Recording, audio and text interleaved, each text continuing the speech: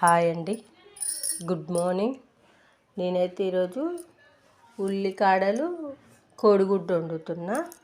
చూడండి, first time నా వీడియోలు చూస్తున్న వారు మాత్రం please subscribe my channel, like ఇవ్వండి, షేర్ చేయండి. నా వీడియోలు ఎలా ఉన్నాయో కామెంట్ పెట్టండి.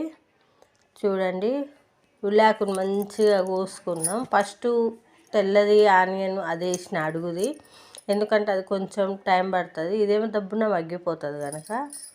చూడండి, అయితే ఉల్లాకి వేసుకున్నాక లైట్ కొద్దిగా ఉప్పు జల్లి మూత పెడితే ఊకనే మగ్గిపోతుంది. అసలు మనం అన్ని ఉల్లిగడ్డ కోడిగుడ్డు వండినట్టేనండి, అలాగే వండిన.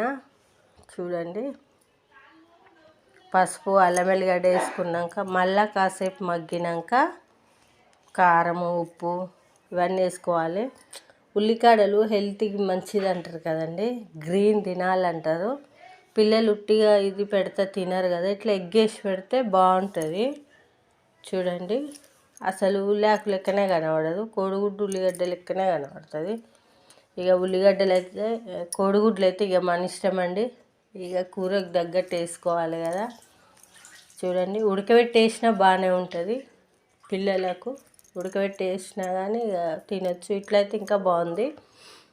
చూడండి, ఒకసారి ట్రై చేయండి ఇట్లా.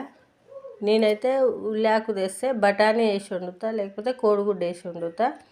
ఈరోజు మాత్రం కోడిగుడ్డు వేసి వండిన. మీరు ఎట్లా వండుతారో నాకు కామెంట్ చేయండి. ఇట్లా వండుకొని టేస్ట్ ఎలా ఉందో కూడా నాకు చెప్పండి. బాగుంటుంది, హెల్తీగా.